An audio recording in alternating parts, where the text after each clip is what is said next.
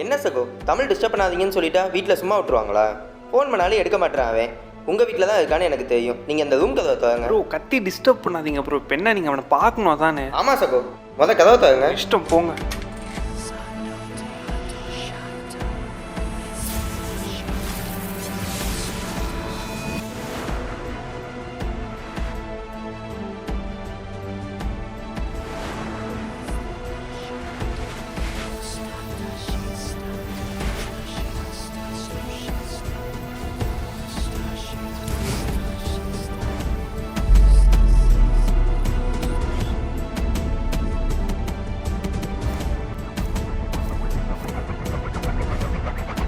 Bro வாங்க bro. இது நீங்கள் நினைக்கிற மாதிரி சாதாரணமான விஷயம் இல்லை. இது சயின்ஸு எல்லாத்தையும் தாண்டி அவன் தாத்தா மல்டிவர்ஸோட மேஜிக் ஸ்பெல்ஸ் பற்றி பண்ண ரிசர்ச்சோட எஃபெக்ட். இது ஒரு சின்ன டிஸ்ட்ராக்ஷன் கூட அவனை டிஸ்டர்ப் பண்ணிடும் ப்ரோ. இதுக்காக அவன் எவ்வளோ கஷ்டப்பட்டிருக்கான்னு தெரியுமா?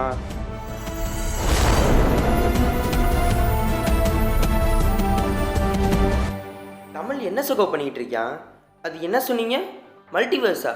அந்த கண்ணாடியிலலாம் அது எப்படி? அது முதல்ல அந்த மல்டிவர்ஸ்லாம் உண்மையா சகோ? இந்த உலகத்தில் 7 பேர் ஒரே மாதிரி இருப்பாங்கன்னு சொல்கிறத நீங்கள் நம்புறீங்களோ இல்லையோ, ஆனால் ஒவ்வொரு யூனிவர்ஸ்க்கும் நம்மளை மாதிரி ஒருத்தவங்க இருப்பாங்க. அதை நீங்கள் நம்பி தான் ஆகணும். நம்மளை மாதிரினா அது எப்படி சகோ?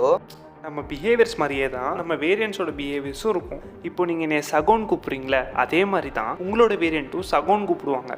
ஓ புரியுது சகோ, புரியுது. அதான் ப்ரோ, சில யூனிவர்ஸில் மோஜாட பார்க்க ஒரே மாதிரி இருக்கும், சில யூனிவர்ஸில் மொத்தமாக வேறு மாதிரி இருக்கும். ஆனால் என்னதான் இருந்தாலும் எல்லாரும் ஒரே ஆள் தான். இப்போது நம்மளை மாதிரியே உலகமும் இருக்குது, நம்மளை மாதிரியே வேரியன்ஸும் இருக்காங்க.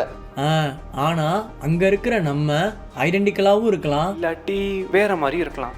நம்ம பிஹேவியர்ஸ் எல்லாம் சேமாக தான் இருக்கும். ஆனால் இந்த என்டையர் யூனிவர்ஸ்க்குன்னு ஒரு கேரக்டர் இருக்கும்ல, அது கண்டிப்பாக வேறு மாதிரி தான் இருக்கும். யூனிவர்ஸுக்குன்னு கேரக்டரா? புரியலை. இப்போது நம்ம யூனிவர்ஸோட கேரக்டர் பார்த்துக்கிட்டிங்கன்னா நல்லதும் கெட்டதும் கலந்துருக்கும். ஆனால் மிச்ச யூனிவர்ஸ்லேயும் அப்படி இருக்கணும்னு அவசியமே இல்லை. நல்லது மட்டும் நினைக்கிற யூனிவர்ஸாகவும் இருக்கலாம், இல்லை கெட்டது மட்டும் நினைக்கிற யூனிவர்ஸாகவும் இருக்கலாம். நல்ல யூனிவர்ஸ் கெட்ட யூனிவர்ஸா? சரி, என்ன மாதிரி ஒருத்தர் நல்ல யூனிவர்ஸில் இருக்கான்னா எங்கள் 2 பேரோட வாழ்க்கை எப்படி ஒரே மாதிரி இருக்கும்? எதை வச்சு நீங்கள் எப்படிலாம் சொல்கிறீங்க? தமிழோட தாத்தா ரிசர்ச்சில் பாதி தான் எழுதிருந்துச்சு. அதை வச்சு நாங்கள் புரிஞ்சுக்கிட்டது என்னென்னா, ஒரு செயல் அப்படின்னு இருந்துச்சுன்னா 2 இடத்துலையும் ஒரே செயலாக தான் இருக்கும். ஆனால் அதோட காரணமோ சூழ்நிலையும் வேறு மாதிரி அமைஞ்சிருக்கலாம். இப்போ நம்ம தமிழ் இந்த கேட் ஓப்பன் பண்ணுறோன்னு வச்சுக்கோங்க. அதே மாதிரி தான் இன்னொரு யூனிவர்ஸில் இருக்க தமிழும் அந்த கேட் ஓப்பன் பண்ணணும்னு நினைப்பான். அதாவது செயல்கள் ஒன்று தான், ஆனால் அவனோட காரணமும் சூழ்நிலையும் வேறையாக தான் இருக்கும். அப்போ இந்த ரிசர்ச்சு, இந்த ஸ்பெல்ஸு இதெல்லாம் வேறு யாருக்காச்சும் கிடச்சி மல்டிவர்ஸ்க்கு போக ட்ரை பண்ணிட்டாங்கன்னா அதை அவ்வளோ ஈஸியாக பண்ணிட முடியாது ப்ரோ. அந்த ஸ்பெல்ஸை புரிஞ்சிக்கவே பல வருஷம் ஆகும். தமிழோட தாத்தா அதை ஈஸியாக புரிகிற மாதிரி எழுதி வச்சுட்டு போயிருக்காரு. அதை புரிஞ்சிக்கவே எங்களுக்கு 2 வாரம் ஆச்சு. அதை ஒழுங்காக வாசித்து முடிச்சானா தான் அந்த நெக்ஸ்ட் ஸ்டேஜ், அதான் நீங்கள் வந்தப்போ பார்த்தீங்களே, அதெல்லாம் செய்யவே முடியும். ஆனால் அதுக்குள்ளே எங்களுக்கு எக்கச்சக்க ஃபெயிலியரு. இப்படி மனசை ஒரு நிலையாக வச்சு இதெல்லாம் செஞ்சு முடிச்சானா தான் ஒரு மிரரை பாதி யூனிவர்ஸ்க்கான கேட்டாகவே மாற்ற முடியும். இன்னொரு யூனிவர்ஸ்க்கு மிரரை கேட்டாக யூஸ் பண்ணணுமா? சரி, அப்படி இருக்கிறப்ப பாதியாக தானே மாறுது, மீதி பாதியாக எப்போ மாறும்? அது எப்படின்னா, 2 யூனிவர்ஸில் இருக்கிற ஒரே மிரர் முன்னாடி எந்த டிஸ்ட்ராக்ஷனும் இல்லாமல் ஸ்பெல் பண்ணாதான் அது 2 யூனிவர்ஸ்க்கான கேட்டாக மாறும். இந்த ஸ்பெல்ஸ் ஒர்க் ஆகிறத பார்க்குற வரைக்கும் நானும் இதெல்லாம் பொய்யன்னு தான் நம்பினேன். இருந்தாலும் தமிழுக்கு ஏன் இந்த விஷயத்தில் சப்போர்ட்டாக நின்னேன்னு தெரியுமா?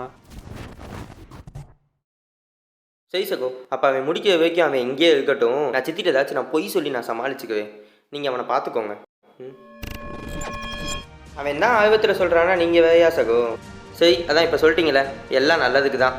நான் சித்திட்ட போய் உண்மையை சொல்கிறேன், அவங்க புரிஞ்சுப்பாங்க.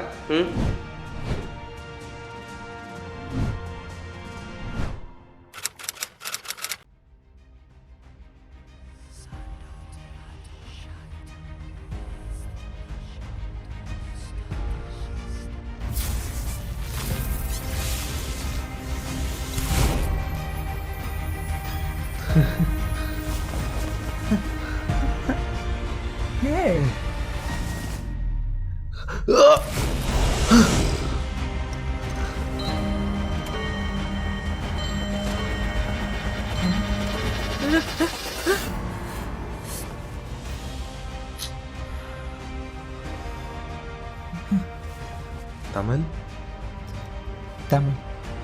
அப்போ இதெல்லாம் உண்மையா? நான் வேற யூனிவர்ஸ் கொண்டேனா? ஆமாம். ஆனால் என்ன 10 மணிக்கு வந்திருக்கேன். வாவ், அதே போஸ்டர்ஸ், அதே வேர்ட்ரோப், அதே சைஸ் மிரர்ஸ், ரெண்டுமே ஒரே மாதிரி தான் இருக்குது. ஆனால் நான் ஐடென்டிக்கல். பார்க்கறது கூட எங்கள் தாத்தா மாதிரியே இருக்கே. ஒரு நிமிஷம் நான் சொல்கிறத கேளுவனே. உனக்கு இருக்க அதே எக்ஸைட்மெண்ட் தான் எனக்கும் இருக்குது, தட்ஸ் ஃபைன். பட் நீ அங்கேயே நின்று பேசி முடிவு பண்ணாமல் அவசரப்பட்டு முன்னாடி வந்தனால இப்போ என்ன ஆச்சு தெரியுமா? ஏன் என்னாச்சு? புக்கில் உள்ள ரூல்ஸ்லாம் நீ வாசிக்கலையா என்ன? புக்கா? என்கிட்ட வெறும் நோட்ஸ் மட்டும் தானே இருந்துச்சு. நோட்ஸா? அதாவது ஒவ்வொரு யூனிவர்ஸ்லேயும் இத்தனை நம்பர் ஆஃப் ஆப்ஜெக்ட்ஸ் தான் இருக்கணுன்றதான் ரூல், அதான் ஃபேக்ட். இப்போ ஓ நியூஸ்லேருந்து நீங்கள் வந்ததுனால அங்கே இருந்த நம்பர் ஆஃப் ஆப்ஜெக்ட்ஸ் ஒன்று குறைஞ்சு இங்கே இருந்த நம்பர் ஆஃப் ஆப்ஜெக்ட்ஸ் ஒன்று கூடிருச்சு. அதை ஈவன் பண்ணணும்னா இங்கே இருக்கிற ஏதாச்சும் ஒரு ஆப்ஜெக்டை அந்த யூனிவர்ஸ் அந்த பக்கம் இழுத்துக்கும். நீ வரப்போ இந்த கேட்டுக்கு பக்கத்தில் இருந்தது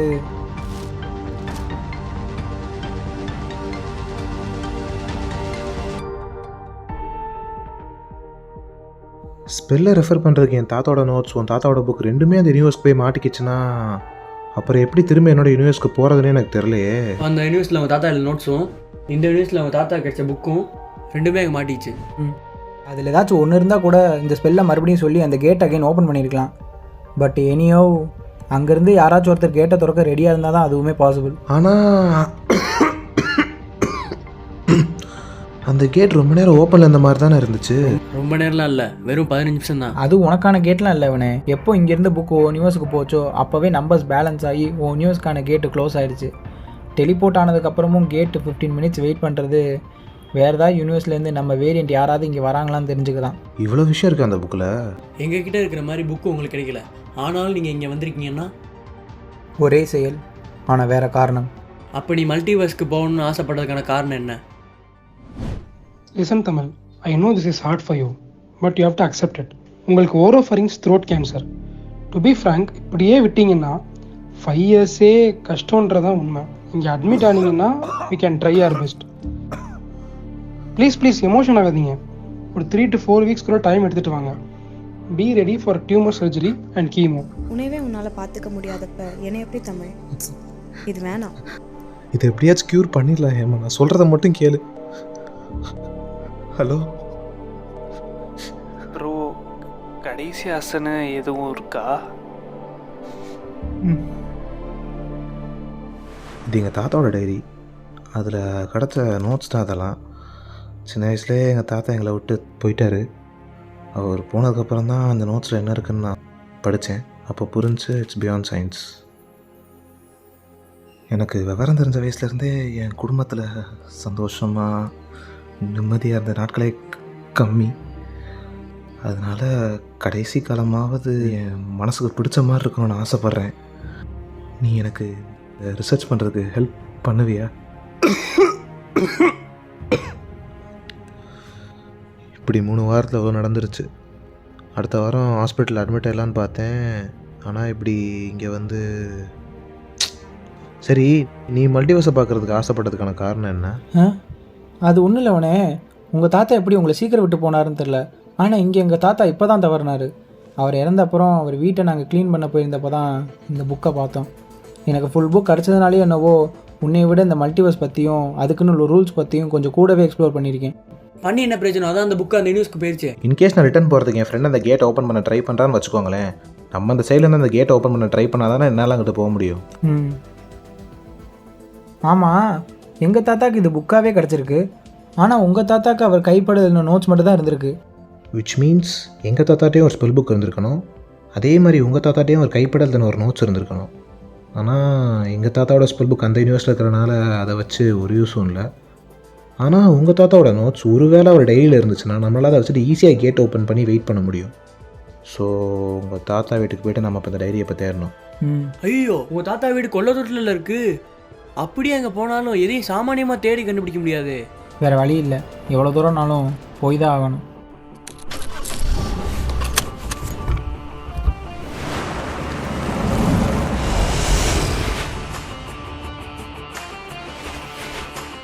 இங்கே ஒன்றும் பெருசாக வித்தியாசம் ஒன்றும் தெரில அவனே. எல்லாம் ஒரே மாதிரி தானே இருக்குது.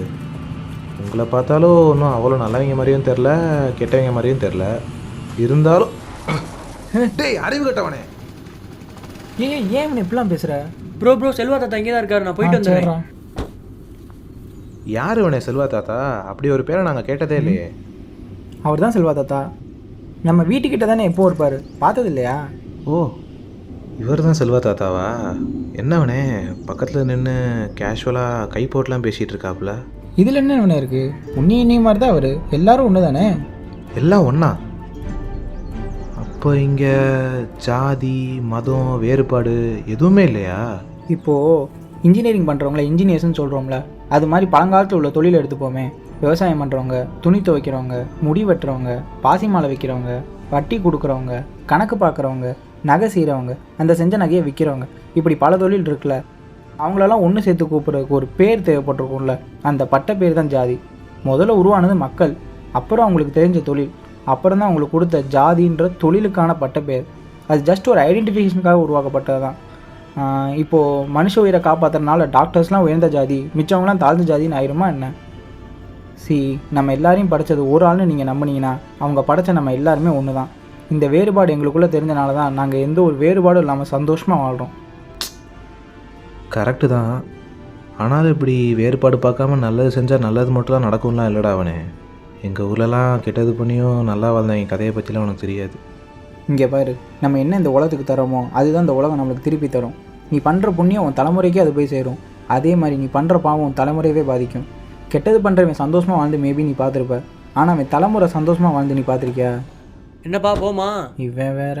சரி, மிச்சதை தாத்தா வீட்டில் போய் பேசிப்போம்.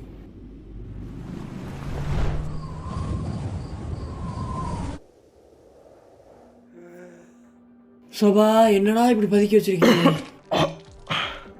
பாய்ஸ், நம்மளுக்கு வேண்டியது கிடச்சிருச்சு. தாத்தாவோட ரூமுக்கு உடனே வாங்க. என் தாத்தாட்ட ஒரு ஸ்பெல் புக் இருந்துச்சுன்னு சொன்னேன்ல, அதோட எக்ஸாக்ட் சேம் வெர்ஷன் இங்கே ஒன்று கிடச்சிருக்கு. அதுதான். வெயிட், அதில் யூனிவர்ஸுக்கு போகிறதுக்கான ஸ்பெல்ஸ் இருக்கும். அதை வீட்டுக்கு போயிட்டு கூட ட்ரை பண்ணுவோம். ஆனால் அதுக்கு முன்னாடி ஒரு யூனிவர்ஸில் ஒரு புக் தான் இருந்திருக்கணும். ஆனால் இந்த யூனிவர்ஸில் இதையும் சேர்த்து 2 இருக்குது. அப்போது இது எப்படி இங்கே வந்துச்சுன்னு தெரிஞ்சுக்கணும்னா அதுக்கு நம்மளுக்கு ஒரு வழி தான் இருக்குது. இந்த டைரி யாருக்கு கிடைச்சாலும் சரி, இதில் இருக்கிற நோட்ஸ் என்னன்னு தெரிஞ்சுக்கிறதுக்கு முன்னாடி என் 28 வயசில் நடந்த கதையை முதல்ல தெரிஞ்சுக்கணும். மல்டிவர்ஸ்க்கான கேட்டை ஃபஸ்ட்டு ஓப்பன் பண்ணது நானும் என் வேரியண்ட்டும் தான். நாங்கள் 2 பேர் ஐடென்டிக்கல் வேரியன்ட்ஸ். இந்த யூனிவர்ஸோட லா படி ஸ்டாண்டலோன் ஆப்ஜெக்ட்ஸோட நம்பர்ஸை ஈக்குவலாக மெயின்டைன் பண்ணணுன்றதுக்காக நானும் என் வேரியண்ட்டும் ரேண்டமாக அங்கேருந்து ஆப்ஜெக்ட்ஸை என் யூனிவர்ஸ்க்கு டெலிபோர்ட் பண்ணிட்டோம். அப்படி டெலிபோர்ட் பண்ணதுனால என்னால் என் புக்கோட இந்த யூனிவர்ஸ்க்கு வர முடிஞ்சது.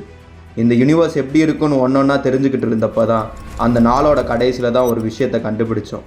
இந்த யூனிவர்ஸோட லா படி ஒரு யூனிவர்ஸில் ஒரு உயிர் ஒரு உடலில் தான் இருக்கணும். அதாவது 24 ஹவர்ஸ்க்கு மேலே 2 வேரியன்ட்ஸால் ஒரே யூனிவர்ஸ்குள்ளே வாழ முடியாது. அண்ட் அந்த 24 ஹவர்ஸ் முடிய வெறும் 2 நிமிஷம் தான் பாக்கி இருந்துச்சு. என் யூனிவர்ஸ்லேருந்து அங்கே கேட் ஓப்பன் பண்ணுறதுக்கு யாருமே இல்லை. அப்போ எங்களுக்கு இருந்தது வெறும் 2 ஆப்ஷன்ஸ் மட்டும்தான்.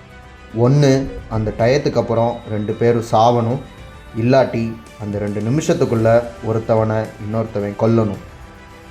நான் முடிவு பண்ணது 2வது ஆப்ஷனு. நானே என் சொந்த வேரியண்ட்டோட கழுத்தை வெட்டி கொண்டேன். பாவம், அவன் யூனிவர்ஸ் வெறும் நல்லதை மட்டுமே பார்த்த யூனிவர்ஸ் இல்லையா, அதனால தான் ஏமாற்ற தெரியலை போல். என்ன தான் என் உயிர் தப்பிச்சாலும் என்னால் என் யூனிவர்ஸ்க்கு போக முடியாத நிலைமையில் நான் இருந்தேன். எப்படி இந்த யூனிவர்ஸில் நான் வாழ போகிறேன்னு நினச்சிக்கிட்டு இருந்தப்போ தான் நான் அவனை மாதிரி ஐடென்டிக்கலாக இருந்ததை உணர்ந்தேன். நல்லதும் கெட்டதும் கலந்த என் யூனிவர்ஸை விட்டுட்டு நல்லது மட்டும் நினைக்கிற அவன் யூனிவர்ஸில் அவன் வாழ்க்கையை வாழ ஆரம்பித்தேன். ஒரு வேரியண்ட் உயிரோடு இல்லாதப்போ இன்னொரு வேரியண்ட்டால் எப்படி உயிரோடு இருக்க முடியும்னு பார்க்குறப்ப தான் எனக்கு தெரிஞ்சிச்சு, ஒரு யூனிவர்ஸ்குள்ளே இறந்து போன ஒரு வேரியண்ட்டோட வாழ்நாள் எண்ணிக்கை அதே யூனிவர்ஸில் இருக்கிற இன்னொரு வேரியண்ட்டுக்கு அப்படியே ஆட் ஆகிருமா. அதே மாதிரி தான் எனக்கும் என் வேரியண்ட்டோட வாழ்நாள் எண்ணிக்கையும் கூடுச்சு. கூடவே குற்ற உணர்ச்சியும் வருத்தமும் கூடுச்சு. என்னால் வேரியண்ட்டோட பையனையும் பேரனையும் ஏமாற்ற பிடிக்காமல் நானே சாகணும்னு நினச்சப்பையும் விதி என்னை சாக விடலை. என் யூனிவர்ஸ்லேயும் எல்லாரும் நான் 28 வயசுலேயே செத்துருப்பேன்னு நினச்சிருப்பாங்க. நீ பண்ணுற பாவம் தலைமுறையவே பாதிக்கும். என் குடும்பத்தில் சந்தோஷமாக நிம்மதியாக இருந்த நாட்களே கம்மி. நானே என் சொந்த வேரியண்ட்டோட கழுத்தை வெட்டி கொண்டேன். உங்களுக்கு ஓரோஃபரிங்ஸ் த்ரோட் கேன்சர்.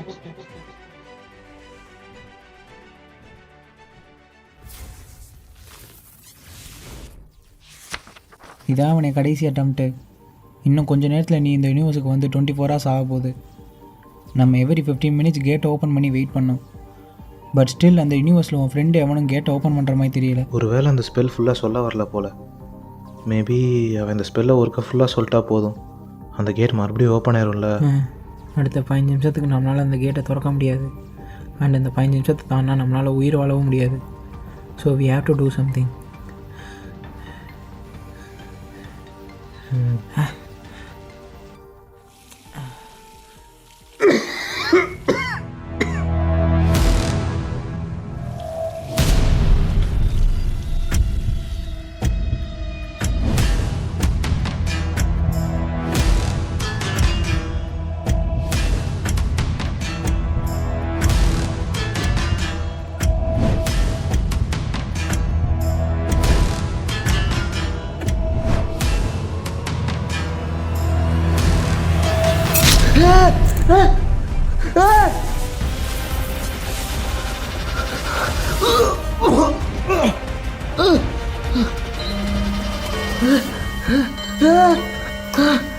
ப்ரோ என்னாச்சு ப்ரோ?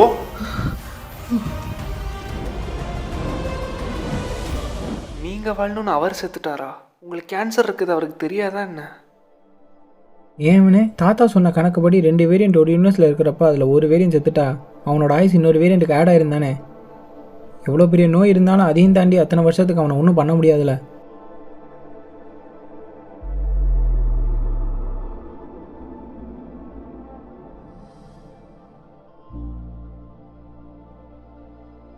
அந்த நல்லது மட்டும் நினைக்கிற யூனிவர்ஸில் உங்களோட வேரியண்ட்டு இந்த எக்ஸ்டென்ட் வரைக்கும் போகிறவனா இருக்கானா? கெட்டது மட்டுமே நினைக்கிற ஒரு யூனிவர்ஸ் இருக்குன்னு சொல்லியிருந்தீங்களே, அதில் இருக்கிற அந்த 3வது தமிழ் கெட்டதோட எந்த எக்ஸ்டென்ட் வரைக்கும் போகிறவனா இருப்பான். அவனும் ஆக்சுவலாக மல்டிவர்ஸ் பற்றி இன்னும் ரிசர்ச் பண்ணிட்டு இருப்பான்ல. அப்படி ஒருத்தர் இருந்தானா அவன் உங்களை மாதிரி இருப்பானா இல்லை இந்த நல்ல வேரியன்ட் மாதிரி இருப்பானா?